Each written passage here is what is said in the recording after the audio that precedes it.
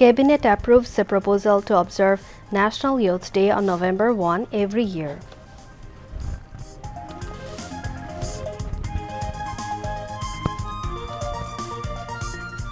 Ex-Army officer Muzaffar Hussain arrested in connection with killing of Shahid President Ziaur Rahman after 45 years and handed over to Army. Prime Minister Tareq Rahman holds meeting with representatives of ethnic minority communities from Plains, says government working to build country free from discrimination against any race or community. July Martyrs Day, July Shohid Dibosh observed across country. Nation pays tribute to the martyrs Abu Said, Wasim Akram and many other July martyrs. Government to move forward on the path of prosperity embodying the spirit of July, says Liberation War Affairs Minister.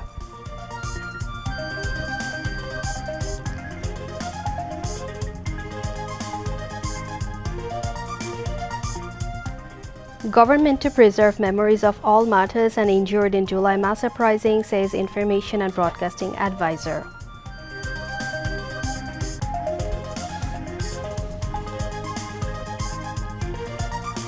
Government not to tolerate anything that undermines the quality of education, comments Home Minister.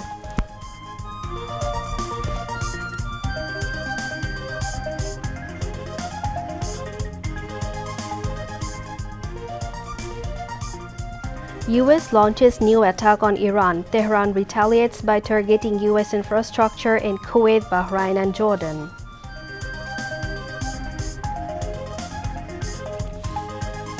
And in World Cup football, Lionel Messi's Argentina reached final, beating England. Assalamu alaikum, this is Kimia Orin welcoming you to News at 10. You have just heard the highlights, now on to the details. The Cabinet has approved the proposal to celebrate National Youth Day on November 1 every year as before. The approval was given at a Cabinet meeting held at the Public Administration Conference Room of the Cabinet Division at the Secretariat this afternoon. Cabinet members, secretaries concerned attended the meeting with Prime Minister Tareq Rahman in the chair. Previously, the Ministry of Youth and Sport celebrated National Youth Day on November 1 and International Youth Day on August 12 every year. However, during the interim government period, it was decided in a meeting of the Advisory Council to celebrate National and International Youth Days together on the same date. In 2025, when both days were being celebrated together on August 12, it was the rainy season, and so it was impossible to successfully hold youth rallies, youth gatherings, and youth fairs organized on the occasion of the day. This made it difficult for youth entrepreneurs to display and sell their products. Organizing a youth fair at a time other than National Youth Day does not achieve the desired public engagement and commercial success. While National Youth Day is celebrated with government funding, International Youth Day is usually celebrated with the support of government, non-government organizations, and development partners. In this situation, instead of celebrating National and International Youth Days together on August 12, today the Cabinet approved the proposal to celebrate International Youth Day on August 12 and National Youth Day on November 1 separately. The Detective Branch of the Dhaka Metropolitan Police (TMP) has arrested ex-Army officer Mohammad Muzaffar Hussain in connection with the killing of Shahid President Ziaur Rahman. After the completion of the legal formalities, he was handed over to the Bangladesh Army for court-martial proceedings. DMP Additional Commissioner Mohammad Shafiqul Islam today confirmed it. Mohammad Muzaffar Hussain was arrested from the capital's DOHS area around midnight on Wednesday. He had remained absconding for the last 45 years. Prime Minister Tareq Rahman has stressed on collective efforts to build a happy, prosperous and discrimination-free Bangladesh, urging everyone to come forward from their respective positions and work together to this end. The Prime Minister made the call at a meeting with representatives of ethnic minority communities at the Public Administration Conference Room in the Secretariat this afternoon.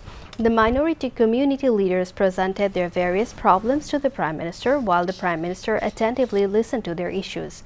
Describing the ethnic minorities as an inseparable part of the country, the Prime Minister said his government is working to build a country where there will be no discrimination against any race or community.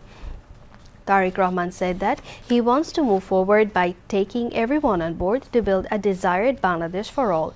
The ethnic minority representatives placed several demands, including formation of a land commission to resolve land ownership issues for ethnic minorities in the plains, organizing a national convention for ethnic minorities and backward communities, and providing clan-based identity instead of terming them ethnic minority.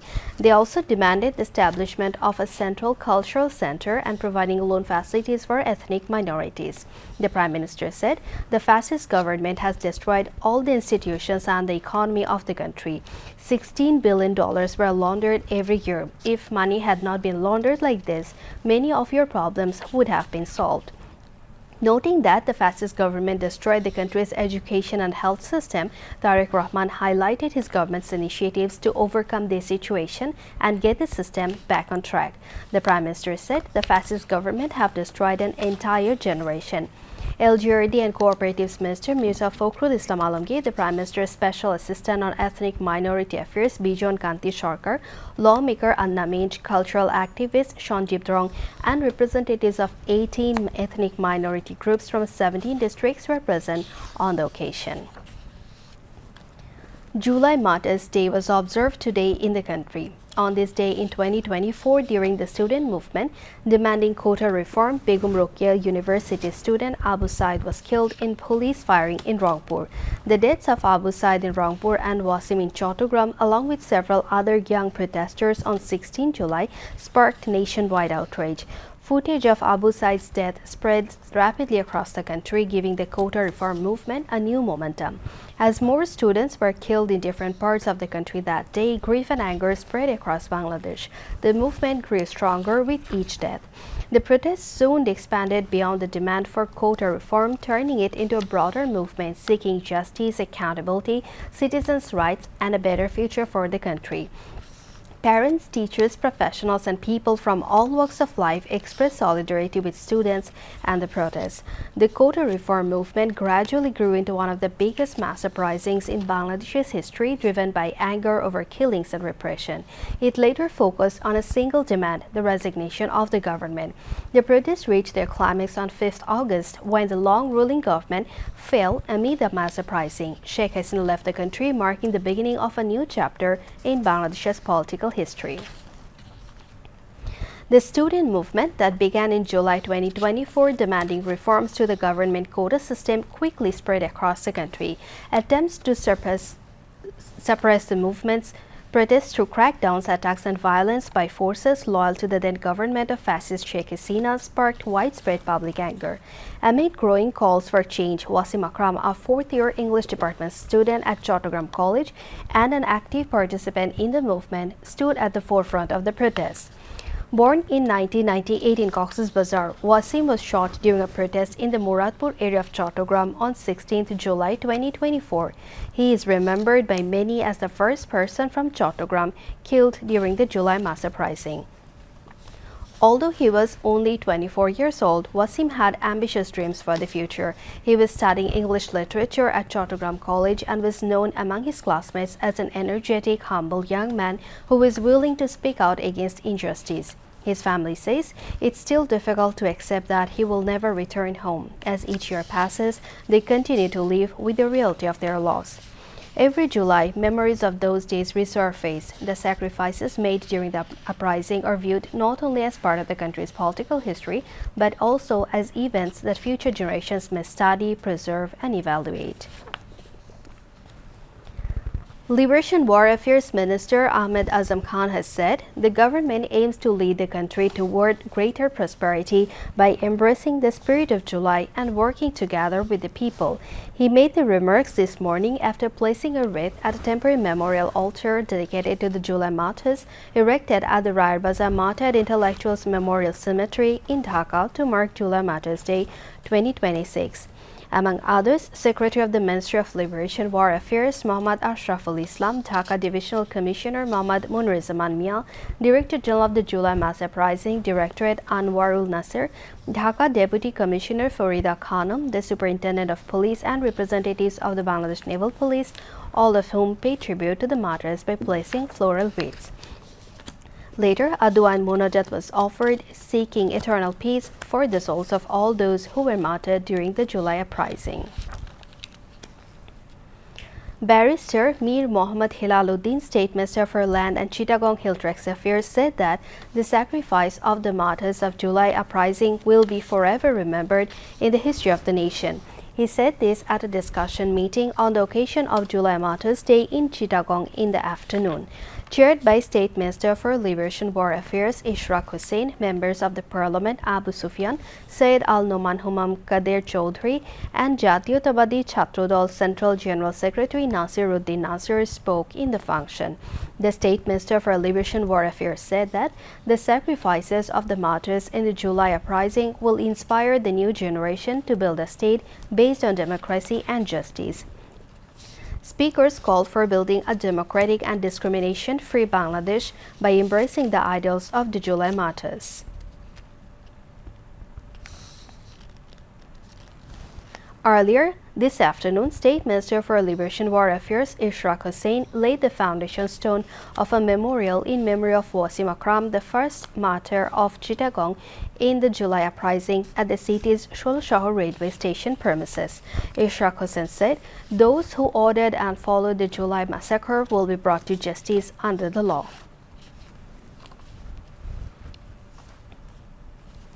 Prime Minister's Advisor on Policy and Strategy, Information and Broadcasting and Culture, Dr. Zahidur Rahman, has said the government will do everything possible to preserve the memory of all those martyred and injured during the July mass uprising. He made the remarks today in Dhaka at a discussion and the launch of an audio-visual publication series jointly organized by the July Martyrs Memorial Foundation and the Bangladesh Cinema and Television Institute (BCTI), marking July Martyrs' Day. Among those speaking at the event were Chief Executive Officer of the July Memorial Foundation, Lieutenant Colonel Retired Kamal Akbar, BCTI Chairman Professor Dr. Shah Nistar Jahan Kabir, Director General of the Bangladesh Film Archive M. Javed Iqbal, President of the Bangladesh Film Industry Association Chaudhry Mazhar Ali, and Managing Director of the Bangladesh Film Development Corporation BFDC Masuma Rahman Toni. Rufaida Islam Chandni, daughter of martyred Monirul Islam, shared her memories of losing her father during the July uprising. Speakers at the program called for the implementation of the July Charter and demanded the execution of Sheikh Hasina. The information advisor also said that effective measures would be taken immediately to ensure that the salaries of officials and employees of the July Memorial Foundation are not disrupted under any circumstances. He expressed the hope that the July mass uprising would be Bangladesh's last mass uprising. A special audio-visual publication series on July 2024 was also unveiled at the event. Home Minister Salahuddin Ahmed has said that the government will not accept any situation that undermines the quality of education in the country. He made the remarks today while speaking to journalists at the Secretariat on various current issues. Referring to the ongoing student protests centering the HSC examinations, the minister said that during the previous interim government's tenure, practices such as postponing public examinations and allowing students to pass without sitting for exams had created an unhealthy culture. He expressed the government's determination to move away from these practices, saying that no activity that comprises educational standards would be considered acceptable. The minister added that the current government is committed to improving the quality of education. He said efforts will continue to ensure a cheating-free examination environment as part of building a well-educated and capable nation.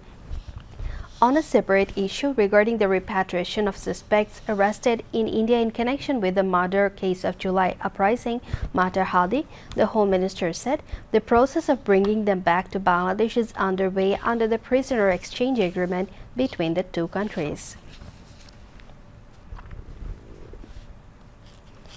5 European ambassadors to Bangladesh and senior diplomats called on Prime Minister's Foreign Affairs Advisor Humayun Kabir this afternoon at Prime Minister's office. French Ambassador in Dhaka Jean-Marc Serre-Charlie, Spanish Ambassador Gabriel Santiago, British Ambassador Sarah Cook, Charge d'Affaires of European Union Bibi Zorina, and German Charge d'Affaires Anja Kirsten took part in the meeting.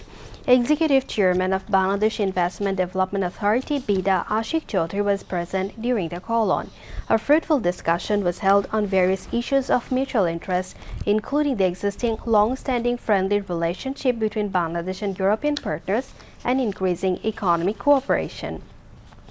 Trade and commerce, investment expansion, defense, civil aviation, and other issues of mutual interest came up for discussion during the call-on. The Prime Minister's advisor expressed the hope that the existing relationship will be geared up further on the basis of common interests and mutual faith.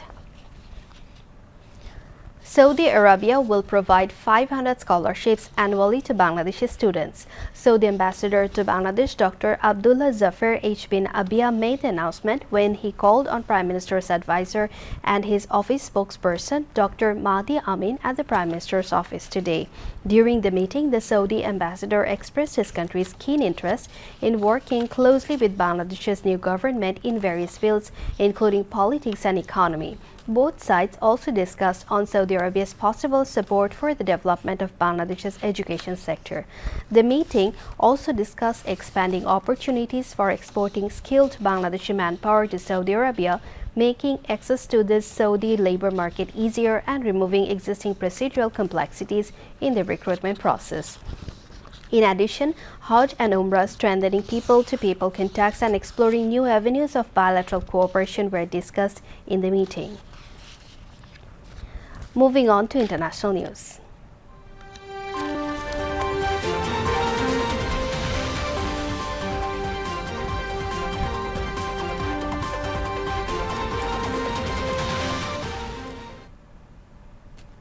The United States has launched another wave of strikes on Iran, according to the U.S. military. Iranian media also reported explosions on Qasem Island, Bandar Abbas, and Chabahar following the attacks. The U.S. military further claimed that it disabled an oil tanker heading toward an Iranian port in the Strait of Hormuz by firing Hellfire missiles. Iran, meanwhile, said it carried out retaliatory strikes targeting U.S. assets and facilities in Kuwait, Bahrain, and Jordan. Tehran also warned that if Washington follows through on its threat to strike Iranian civilian sites, all U.S. infrastructure across the region would be crushed under steel blows. Separately, Iran accused the United States of striking near a children's cancer hospital in the southwestern city of Ahvaz, describing the incident as a barbaric attack. Iranian officials said the strike forced the emergency evacuation of 211 pediatric cancer patients undergoing chemotherapy. Iranian Foreign Ministry spokesperson Ismail Baqi said the attack caused severe fear and distress among hospitalized children and condemned it as a barbaric act that endangered vulnerable patients. The incident came at a time when tensions between the United States and Iran have escalated over the Strait of Hormuz. Despite a Pakistan-mediated memorandum of understanding aimed at ending hostilities and paving the way for a lasting peace agreement, both sides have continued exchanging military strikes. A fire burning at an orphanage in a suburb of the Algerian capital has killed at least 11 people and injured 19. The country's civil defense informed this on Thursday. The civil defense was continuing efforts to put out the fire in the Mohammedia district of Algiers, with the cause of the blaze unknown. Algeria's Prime Minister Sifi Ghraib visited the wounded in hospital. Algeria has been sweltering under a heat wave for several days, and nearly 1,000 fires have been recorded in the space of a week.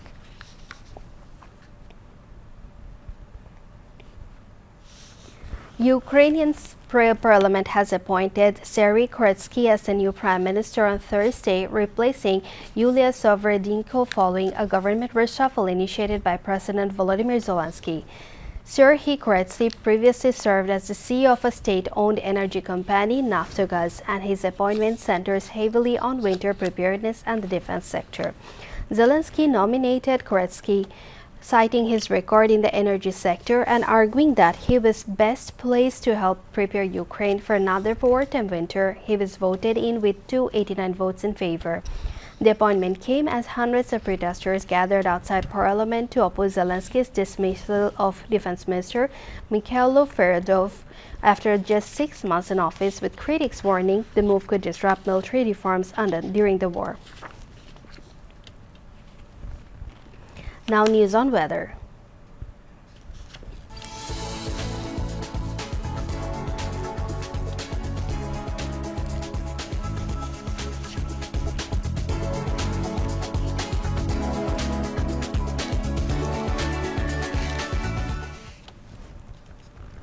The low-pressure area over Northwest Bay and adjoining North Odisha West Bengal coast intensified into a well-marked low and now lies over the same area. Met Office said under its influence, squally weather may affect the maritime ports North Bay and adjoining coastal areas of Bangladesh. Maritime ports of Chattogram, Cox's Bazar, Mongla and Paira have been advised to keep hoisted local cautionary signal number 3. I repeat, local cautionary signal number 3. All fishing boats and trawlers over North Bay have been advised to proceed with caution, remaining close to the coast till further notice. Meanwhile, Met Office in its weather forecast till 6 p.m. tomorrow said light to moderate rain or thunder showers accompanied by temporary gusty wind is likely to occur at many places over Rangpur, Mymensingh, Barishal, Chattogram and Sylhet divisions and at a few places over Rajshahi, Dhaka and Khulna divisions. Besides, moderately heavy to heavy falls is likely to occur at places over the country. Night and day temperature may fall slightly over the country. Maximum temperature of country was recorded 35 degrees Celsius at Ishordi and Sayyidpur and minimum temperature was recorded 23.3 degrees Celsius at Sylhet in 24 hours since 6 p.m. yesterday. Now news on World Cup football. Defending champions Argentina conjured another stunning comeback to beat England 2. Before we end the news, headlines once again. Cabinet approves the proposal to observe National Youth Day on November 1 every year.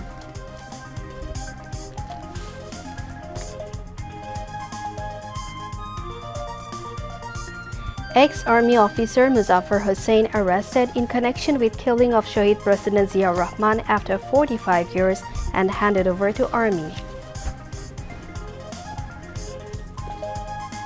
Prime Minister Tariq Rahman holds meeting with representatives of ethnic minority communities from Plains, says government working to build country free from discrimination against any race or community. July Martyrs Day, July Shohid Divos observed across country. Nation pays tribute to the martyrs Abu Said, Wasim Akram and many other July martyrs.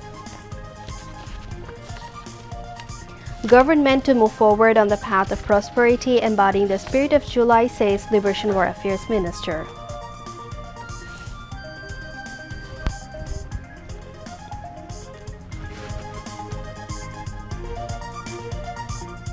Government to preserve memories of all martyrs and injured in July mass uprising, says Information and Broadcasting Advisor.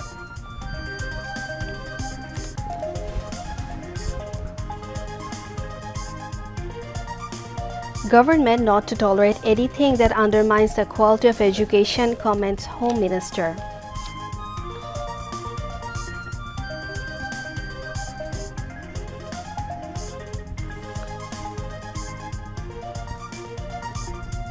US launches new attack on Iran. Tehran retaliates by targeting US infrastructure in Kuwait, Bahrain and Jordan.